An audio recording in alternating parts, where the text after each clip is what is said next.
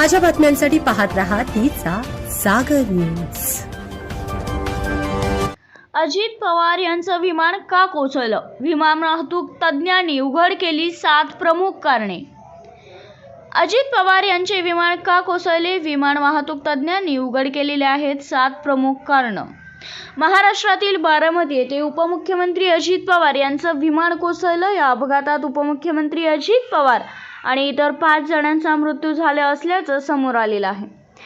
या धक्कादायक बातमीने पूर्ण महाराष्ट्राला धक्का बसलाय। पवार हे VTSSK या नोंदणी क्रमांकाच्या चार्टर विमानातून बारामती येथे एका जाहीर सभेला उपस्थित राहण्यासाठी जात होते। या अपघाताचे प्राथमिक कारण खराब हवामान असल्याचे सांगितले जात आहे। या खराब हवामानात कोणत्या घटकांमुळे हा अपघात झाला असावा असा प्रश्न आता पुढे उपस्थित होत आहे। विमान वाहतूक तज्ज्ञांच्या मते खराब हवामानात विमान अपघात होण्यास एक नव्हे तर अनेक घटक कारणीभूत असतात, परंतु नागरी उड्डयन महासंचालनालय आणि विमान अपघात तपास म्हणजेच AIB यांच्या चौकशीनंतरच अपघाताचे नेमके कारण स्पष्ट होणार आहे।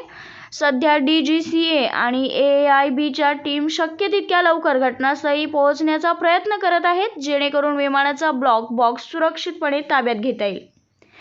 ही अपघाताची संभाव्य कारणं असण्याची शक्यता आहे। कमी दृश्यमानता, दाट धुके, मुसळधार पाऊस किंवा ढगांचा जाड थर यामुळे पायलटला धावपट्टी, पर्वत किंवा आजूबाजूचे अडथळे स्पष्टपणे दिसणे कठीण होऊन जाते।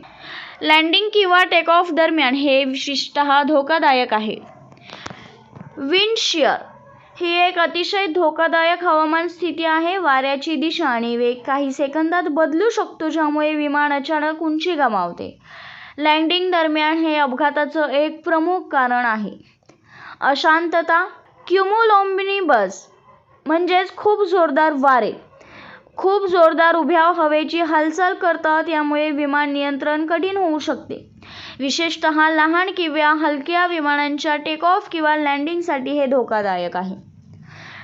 वीज कोसळणे, जरी आधुनिक विमाने वीज सहन करू शकतात, तरी ते कधीकधी इलेक्ट्रॉनिक प्रणाली किंवा सेन्सरवर परिणाम करू शकते, ज्यामुळे विमान क्रॅश होते, परंतु या प्रकरणात असे काही दिसत नाही।